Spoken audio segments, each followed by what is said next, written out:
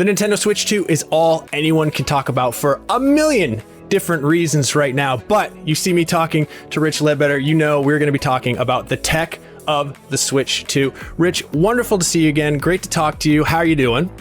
Fantastic. Can't wait to talk about this because obviously we had that initial reveal for the Switch 2 with Mario Kart, and it was kind of like, is that it? And then recently we had that full presentation with like a huge amount of games, and obviously subsequent information has come.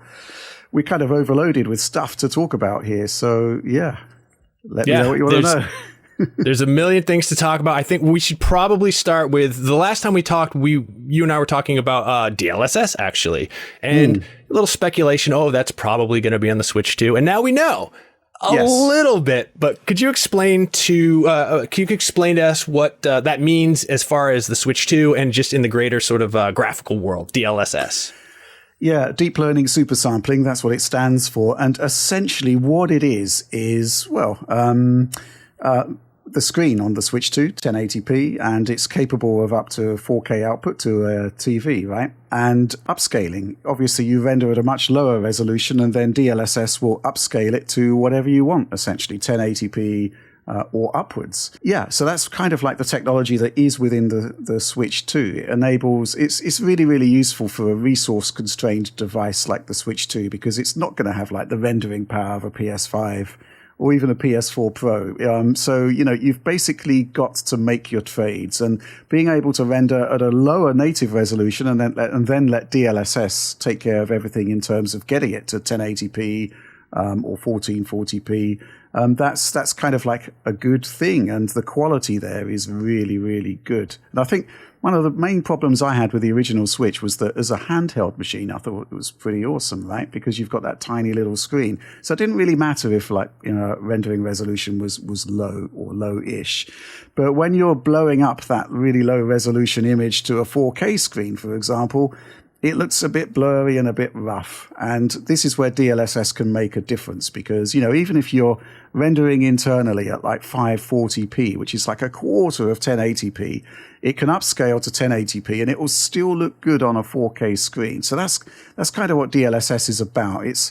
The issue with DLSS is that it's not a free lunch. You're not getting, you're rendering at 540p, but there is a computational cost in upscaling it to 1080p or 1440p or whatever. So it's not a free lunch as such. It's going to have a hit to performance at some level. But ultimately, it's a really good way to upscale a smaller image to a larger one, and in a resource-constrained box, that's pretty awesome. That's exactly what you want, really. Yeah. Yeah. I think. Just one thing though. Sorry, just one thing though. We didn't actually see too much in the way of DLSS in the presentation, and I think that is possibly to do with that computational cost. There are cheaper ways of upscaling, right? Like TAA, for example, but the quality isn't there. So, there's the possibility that developers are maybe pushing a little hard. Maybe the development tools aren't mature yet. So, we didn't actually see too much in the way of evidence of DLSS in the games shown so far. But it is coming. It's going to be in there, no doubt about it. And it is exciting. Yeah. And that's kind of what I was actually going to ask was, the PlayStation Pro, it used like checkerboarding to sort of eke a little bit more of the graphics, I guess, out of that system. Is DLSS something that works instead of that sort of trickery, or is it works in concert with? It's basically a different technique that produces the same output, which is to say you put in a lower resolution image and you get a higher resolution out.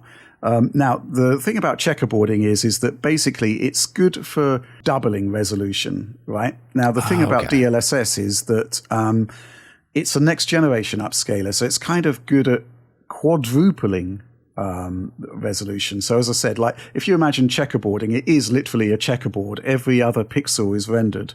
And then it's kind of like, it fills in the gaps, so to speak. So you've got half resolution there being turned into full resolution. With DLSS in its performance mode, you can actually quadruple the resolution. So, when we talk about 540p, it might sound like half of 1080p, but it's actually half on both axes. So you're quadrupling the resolution there. Yeah, so it's definitely a good thing to have for Switch 2. Yeah, I mean, I did not have 4K on my Switch 2 bingo card at all. We kind of knew when they were broadcasting their stream in 4K, but so the handheld itself, 1080p, 120 hertz. Not an OLED screen, an LED screen. Is there anything you can tell us about the screen? And then sort of, I have a theory that, and I don't know if it's been proven or confirmed yet, but is there something going on in the dock? Because it is an awful lot chunkier than the old one that's making, maybe giving it a little extra oomph as it pushes it out to your TV. Okay, let's talk about the screen first of all, because I think that's really important, as it was basically the big surprise of the latest presentation that Nintendo put out. Because up until now, Nintendo's MO, so to speak, is to choose tried and tested technologies that are actually quite inexpensive. Right. So, for example, the Switch screen is like 720p. They started with an LCD. You got an OLED option later on, which was offered at a premium price. But the base level LCD in the original Switch, and the Switch Lite for that matter, wasn't that great. It did the job, right?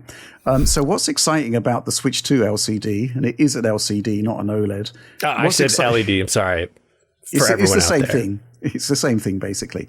The thing about it is that, first of all, you've got support for 120 hertz. So, double the refresh rate, much smoother gameplay. And Nintendo has put out some press assets showing Metroid Prime 4 running at 120 hertz, and it looks great. So that's the first thing. Secondly, HDR. I need to see this in person, because an LCD screen with HDR typically isn't that great. But it supports HDR, and I think that's fantastic, because there's kind of I'd like to see more standardization of HDR in games, and the idea that there is going to be a mainstream console out there that gives you an HDR screen out of the box will further adoption. So that's cool.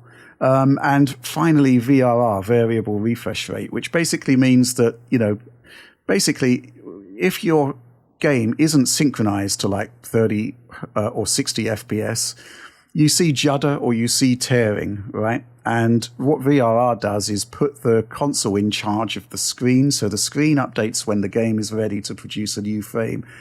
Upshot is you get smoother performance, even when performance is not running at optimal 60 FPS or even 30 FPS. So that's potentially really, really exciting. To have all of those features in one screen is really cool. I didn't expect it. Looking forward to seeing it, though, seeing how it all runs, because, I've not had the hands-on yet. Now let's talk about the dock. This one's quite interesting. It is beefier. It is supporting HDMI 2.0, so you can have 4K at 60 hertz, or you can have 1440p at 120. You would have wanted HDMI 2.1 for 4K at 120, but the Switch is not. Switch 2 rather is never going to be doing a 4K game at 120 hertz. So 1440 at 120 is absolutely fine.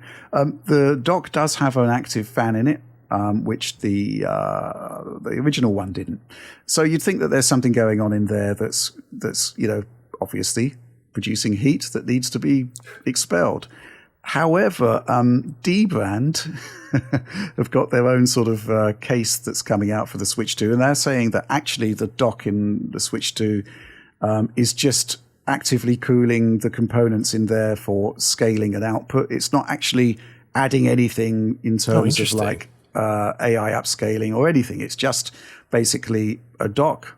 I'm not quite sure why it would need a fan. But I guess we'll find out in due course. But yeah, the thing about having anything separate for graphics processing that isn't within the Switch itself is that it will add latency, because obviously the signal goes from the Switch to the dock.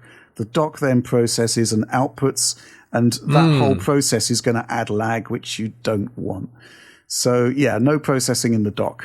It's all happening within the unit itself. Wow. That's actually really awesome. Is it possible then that the fan might be cooling? I know that they announced that it uses micro SD Express, which I think is 880 megabytes per second. And those tend to run hot. Is that maybe a reason that they would need that cooling? Don't think so. I think that would be taken care of within the Switch itself. There's a chance that the dock might actually sort of cool the skin temperature of the actual unit of the Switch 2, because one thing that does happen, it happened in the original Switch as well, is that when you're running handheld, it's running with a constrained power budget to preserve battery life. And when you dock it, basically it puts a lot more power through the processor in order to get more performance, right? Same thing happened on Switch 2. But it's got a Meteor cooling assembly within the Switch itself, which will also be taking care of the storage in there. So yeah, I think that's kind of like the all-in-one sort of cooling solution that's going to be taking care of it, because it is using more power than the original Switch, that's for sure.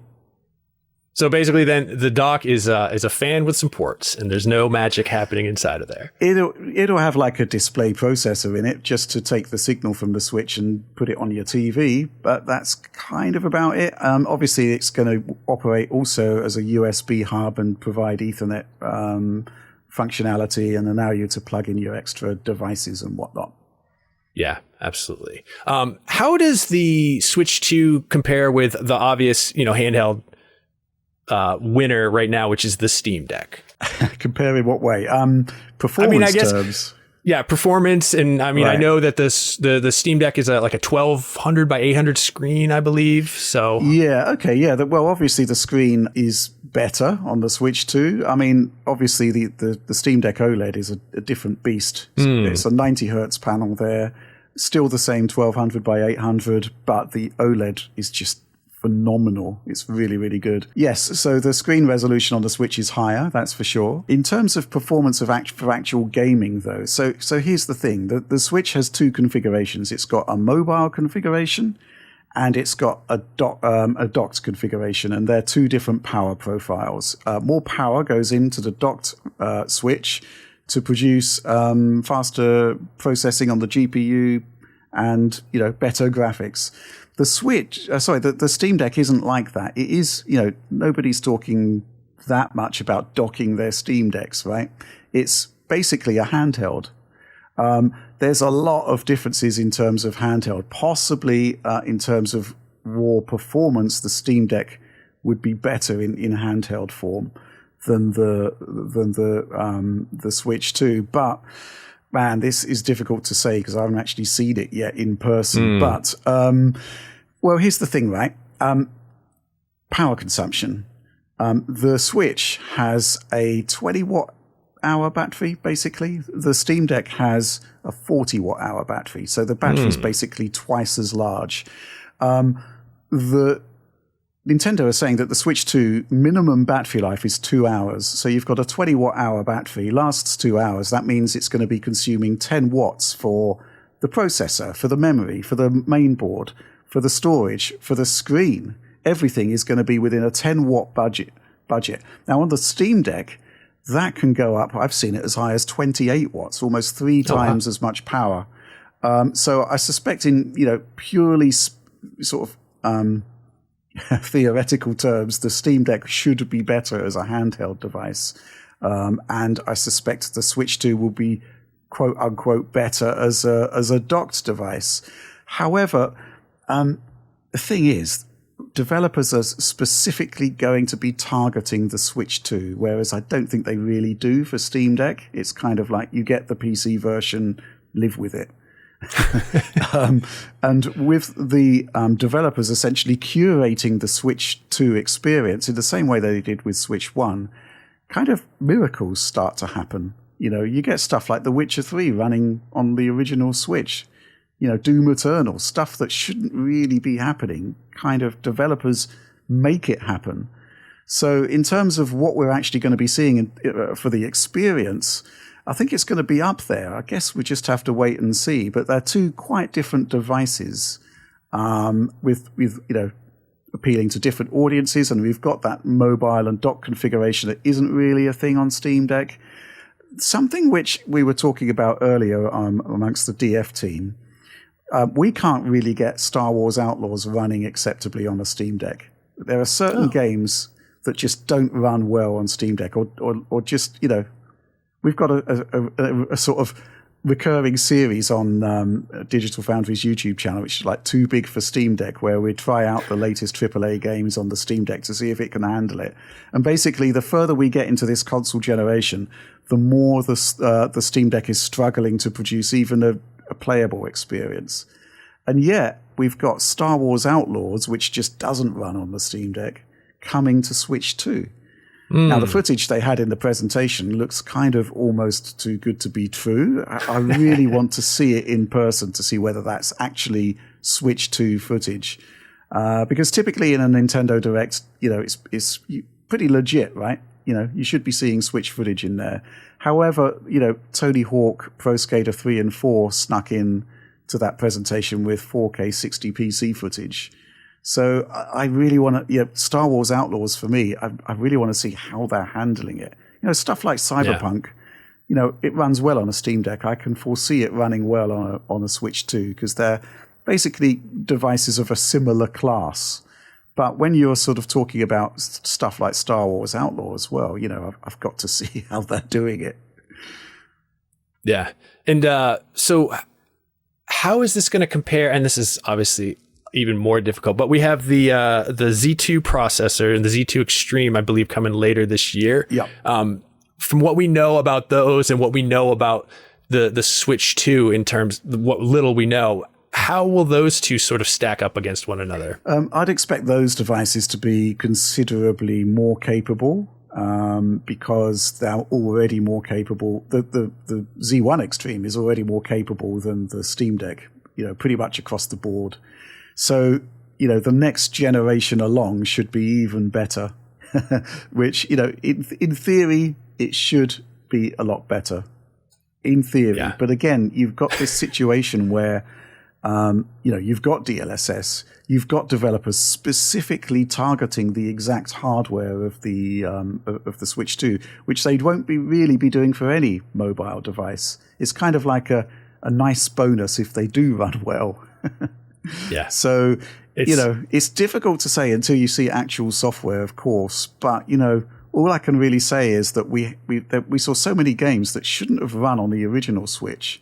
And then we've got Nvidia saying, whoa, hold on a minute. Switch 2 has got graphics processing power that's 10 times better than the Switch 1, which is something we can talk about as well, because that claim is certainly interesting. Well, I would love to talk about that because I'm wondering, how do you even quantify that sort of claim? They didn't actually provide any basis for the claim whatsoever, which is always tricky, isn't it? But I think if you kind of look at the GPU in terms of compute power, the teraflops sort of situation, yes, then on paper, yes, the T239 processor in Switch 2 is in theory, 10 times better than the Tegra X1 in the Switch 1. So, yes, but teraflops don't equate to performance.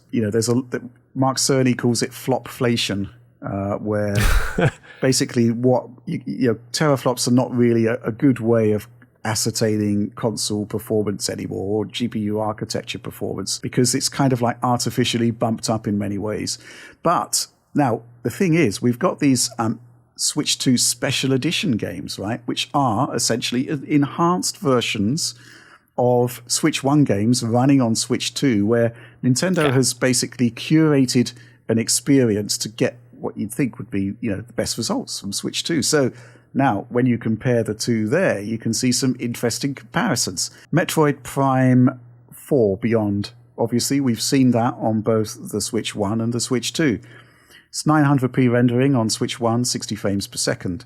And obviously that goes up to 4K, and we think it is native 4K without any DLSS shenanigans or anything upscaling going on there. We think that's native 4K on the Switch 2. If you then sort of compare pixel throughput one to the other, you're getting something like, I think, 5.7 times the amount of pixel throughput, which is great. It is a generational leap. And then you look at like Breath of the Wild, and Tears of the Kingdom, which was docked. That was 900p at 30 frames per second on Switch 1. Nintendo is saying 4K at 60, but we've looked at the footage. It really does look like 1440p at 60.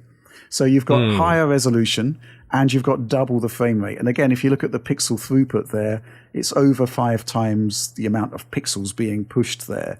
So, 5 to 6 times better than a Switch 1 in real life scenarios. I think that's pretty good, And obviously those games are running with frame rate limits in place, 60 frames per second. So it may even be higher than that. So 10 times, I don't think so. There's a lot more to a GPU than just, teraflops. There's memory bandwidth, stuff like that, where you're not seeing any kind of 10 times increase. But, if we're seeing practical examples already of 5 to 6 times faster based on those special edition Switch 2 versions of Switch 1 games, I'd say that speaks very highly for the capabilities of the machine, and it is a proper generational leap. Yeah. Do we know anything more solid other than kind of just it has an Nvidia processor in there and we know the name of it? Is there anything more concrete other than what we've seen on screen that maybe you could speak to? Yeah, I think we can because, well, here's the thing, right? Official messaging, Nintendo doesn't really want to talk about specifications. They're more interested in the experience for the end user. And I think that's actually perfectly fine, right? That's a perfectly valid way to talk about what this machine can do. However, for the original Switch, there was a blog from Nvidia that came out saying, hey, we've got a customized Tegra X1 here. And we knew what a Tegra X1 is, or was rather at the time. So we could look at that and we could say, okay, well, we know it's got 256 CUDA cores. We know it's got something like 22 gigabytes per second of bandwidth. It was a known quantity, right? So we could actually say, well, the Switch is using this. They said it was a custom version. We didn't know how custom it was, but it turned out not to be that custom at all. It was actually slower than a stock version and had 4 CPU cores disabled. But we knew what it was. For Switch 2, we don't know what it is other than what's been reported in various leaks going back to 2022. And we do have a pretty good picture of the way that's looking, right? So we know that it's using NVIDIA's architecture based on RTX 30 series, the Ampere architecture. This is all coming from, there was an NVIDIA hack. There was T239 highlighted as the chip that's going into Switch 2. And then there were Linux compatibility things released by NVIDIA for T239, which is a chip that wasn't available to anyone, but you kind of realized, okay, this is the Switch 2 processor. Somewhere behind the scenes, they decided they needed Linux support. And gradually, a picture emerged of what this processor can do. So yeah, you've basically got an Ampere class RTX GPU. It's very small compared to, even their laptop chips. It's conservatively docked. It's supposedly around 1 gigahertz. Mobile about 560 megahertz. This is pretty conservative stuff. But we do know, because it's an Ampere class architecture chip, obviously it's going to have DLSS, which has now been confirmed. Obviously, it's going to have hardware accelerated ray tracing support. Which again has been confirmed by NVIDIA. It's going to have media features that architecture has. So yeah, I mean, ray tracing, obviously it's hugely taxing on performance. So again, we didn't really see anything so far that actually uses ray tracing in the Switch 2 reveal. But it's there. If developers want to use it, they can. We just haven't seen it yet. Similar to DLSS, we're not entirely sure we've seen a DLSS title so far, but we know that's in the chip. There were 4 cores in the Switch 1 chip of an older ARM Cortex design. There are 8 in the Switch 2, and they're basically twice as performant based on some benchmarks we took a look at. So you've basically got twice the speed of the CPU and twice as many cores. Memory bandwidth is 5 times higher, which means that, basically the performance is considerably higher because, GPU talking to CPU, talking to memory, that was a huge bottleneck actually on the Switch 1. So there is a lot we do know, but not a lot that actually has been officially confirmed. Yes, so that's interesting. But everything I've seen so far from the official footage that's been put out kind of ties into what I would expect from the leaked specifications of T239 to deliver. So, yeah, I think it's pretty good. Yeah. I think maybe it would be helpful. I'm a PC gamer. You are obviously, everything. Ray tracing almost certainly is something that people who play Nintendo consoles are either just being introduced to or have sort of a vague idea of what that is. Could you give a little explanation of what that's going to mean on the Nintendo Switch 2 for people who are maybe just learning about ray tracing? Yeah, ray tracing. Well, if you consider that, obviously, when you produce graphics, you're trying to simulate things like lighting, shadows, reflections, all of this stuff. And it's done via what is essentially convincing fakes, right? It's effects that are rendered by the GPU to represent stuff like accurate lighting. What ray tracing does is actually to produce a lifelike model that's similar to the way light actually works in real life, which is to say, you get light from the sun, those photons beam all the way to Earth, and then they bounce off things and create, that's how lighting sort of works in real life. And that's what hardware accelerated ray tracing is doing. It's mapping how light reacts when it bounces off against geometry, and produces much more convincing lighting, convincing shadows, convincing reflections. Now, you've got a very, very resource-limited device with Switch 2, so it's not going to be doing like path-traced cyberpunk like you've got on PC. But, there is the potential for using ray tracing to produce things like, maybe shadows, maybe reflections, very simple ray tracing effects that can be transformative. And back in the day, when we kind of got wind of what T239 was capable of, we got hold of a laptop, and then which had the closest GPU specifications to the Switch 2, and then we slowed it down to work as a Switch 2 GPU might work. And we could use ray tracing in very selectively, like for reflections in Control, for example. The thing is, it is going to be computationally expensive, both on the CPU and the GPU. So the chances of actually seeing it are probably going to be, certainly in first-generation games, questionable, right? But it is baked into the architecture. It is there for a reason. And, actually, Nintendo could have asked Nvidia for a design that didn't have ray tracing. Every feature that a GPU has occupies area on the chip, and the bigger the chip, the more expensive it is. So obviously they thought, well, okay, we're going to have that. We're going to have that feature baked into our GPU. So clearly they think there is perhaps some, use for it in a mobile device. Or it could just be that you'll only see it in docked versions, for example. Like Control, I think there's a really good example there. We got our paired back laptop to do ray traced reflections, and it was all right. It looked pretty good. Yeah. Yeah. All right. Well, let's talk a little bit more about games. So you said that Cyberpunk was kind of a good benchmark for frame generation AI. And so Cyberpunk is now on the Nintendo Switch, and I have heard mixed things about it. I would love to hear what you have to say.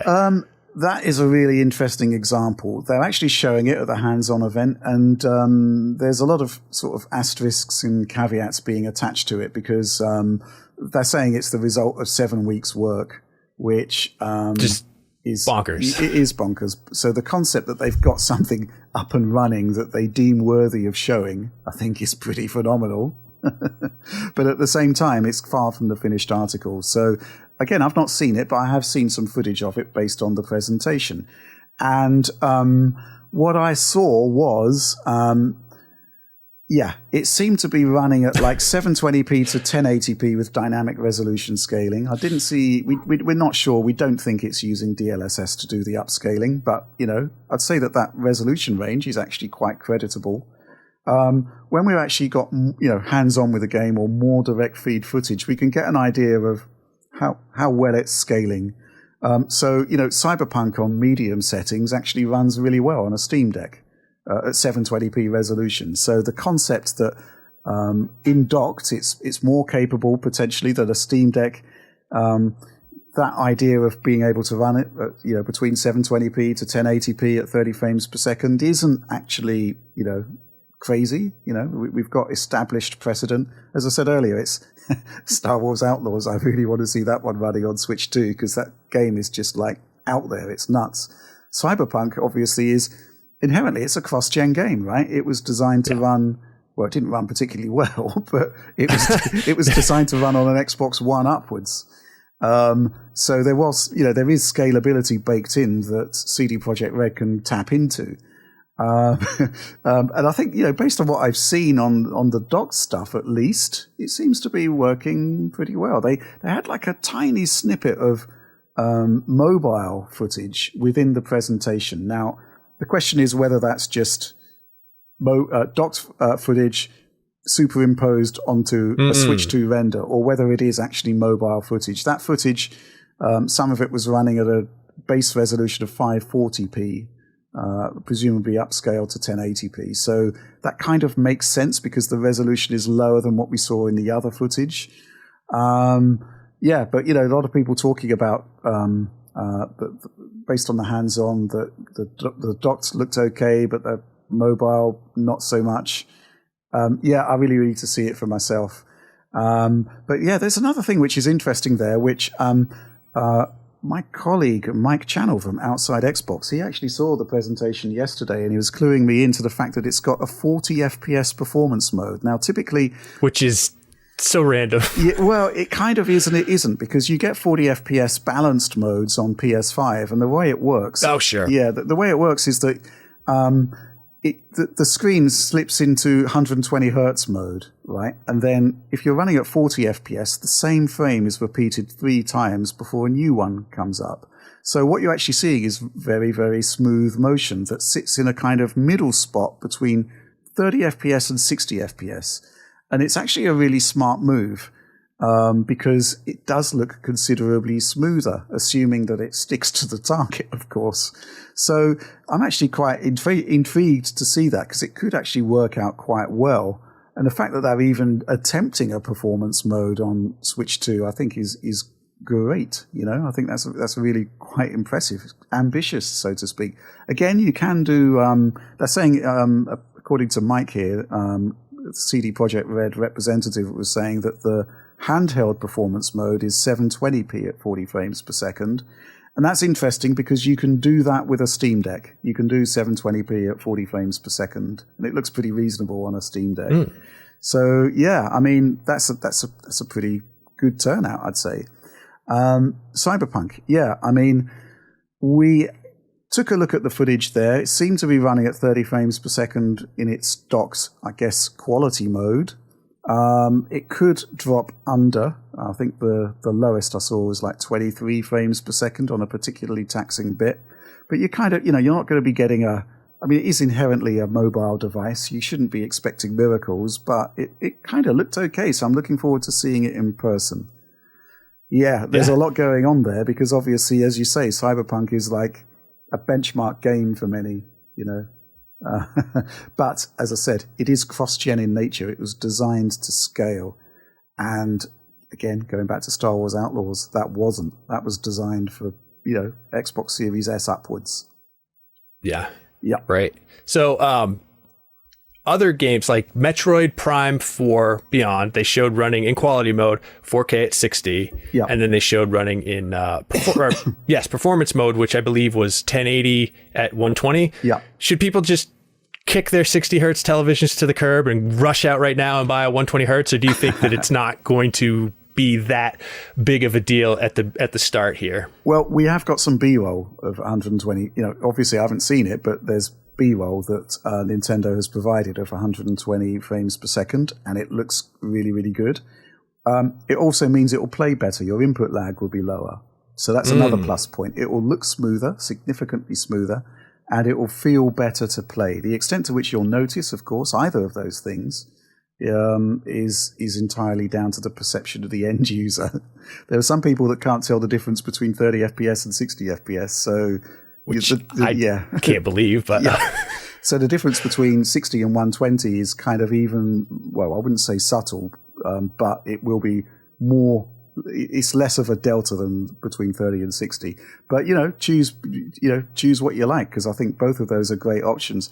I think just generally the concept that if you're a gamer, there's many reasons to get a 4K 120 screen at this point. VRR support is great. 120 hertz. Yeah, there's a lot of great reasons to have one. Yeah, I mean, I am considering upgrading, but also I have to buy a Switch 2, and that thing's $500. So we'll see. That's true. Yeah. Rich, is there anything else that maybe I didn't touch on that you wanted to shout out to talk about here as in regards to the tech behind the Switch 2? I mean, it's all going to come down. Well, the proof of the pudding is in the tasting, right? And I'm just looking at footage at the moment, and they're putting a lot of footage out, and it's all looking pretty decent, I'd say. There have been, one thing I will point out is that we're kind of like in what you might call the hype cycle.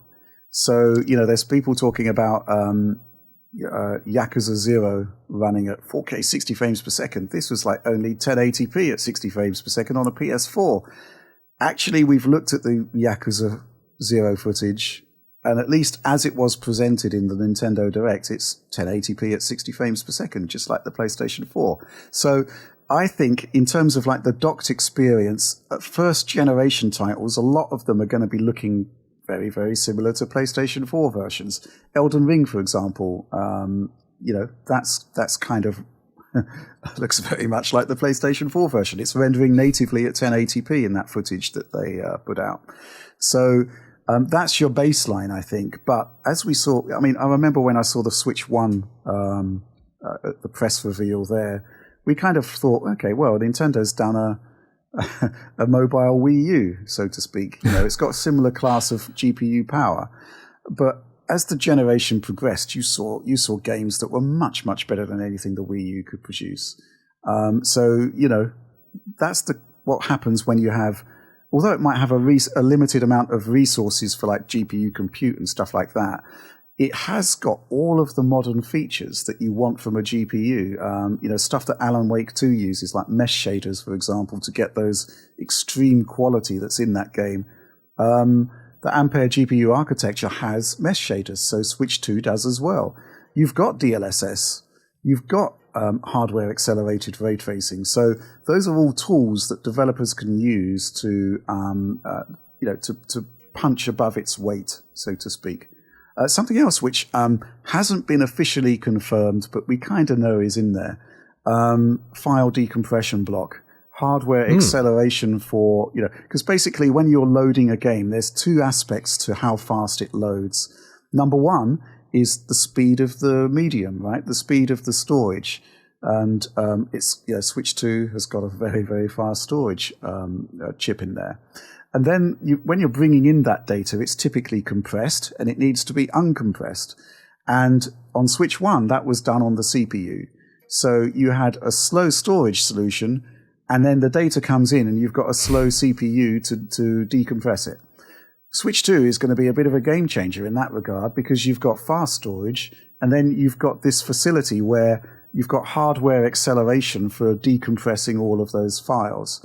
They actually did a Breath of the Wild loading time comparison. Nintendo actually did that, and it was a lot faster. As to whether that file decompression block is being used, we don't know, but certainly the faster storage means that loading times are just going to be much, much, much better. So that's another component to the hardware, which they haven't really talked about yet, but it's definitely there, and it's going to be really, really good for the end users there. But I think that's kind of it, really. Could this be the generation then where we finally see an end to people squeezing between rocks to hide loading times? Possibly. Sometimes that is done for artistic reasons. Sure. But yes. Also like the extended elevator rides. Yeah, that's another one. But yes, I mean, no more elevator rides. Yeah, that would be great. So yes, I mean, well, in Star Trek, of course, the elevator rides are as long as it needs to be to further the story. which is a nice sort of flexibility to have there, particularly for gaming. But yeah, that's another thing to have in there, that much faster loading, which I hope to see. So yeah, there's a lot to be excited about here, because this is fundamentally, we can say it's got PS4 class performance, but it's got all of these modern features in there that aren't in. I mean, the PS4 had a 5,400 RPM mechanical hard drive. Yeah. So that was not great. So there's a lot of things happening in Switch 2 which are really, really exciting, which are modern, which are great things to have. So yeah, exciting times ahead, I'd say. Yeah. And obviously I'm very excited, but I just can't help myself. So Rich, before we go, where can people find you online? Where can they follow you and see your work? Yeah, obviously our YouTube channel, Digital Foundry, that's there. Just do a search there, which we should come up. And written word is on Eurogamer.net/Digital Foundry. So yeah, that's where we are. Check it out. Yeah, very cool. I mean, obviously, one of the most legendary names in the game analysis world. So we're always happy to talk to you. I always feel like I've learned way too much, and I might be getting a headache later on. But before we go, I did want to shout out that IGN Live will be happening June 7th and 8th at the Magic Box in Los Angeles, and I will be the MC. Like I said, I am a boisterous, joyful presence. So if you want to be there, if you want to scream loudly at me and have me scream back, make sure you get your tickets right now. But Rich, thank you so much. It has been a pleasure once again to speak with you, and I know it's getting late in the UK, so I will let you go. Thank you once again. Well, it's a pleasure to be on, as always.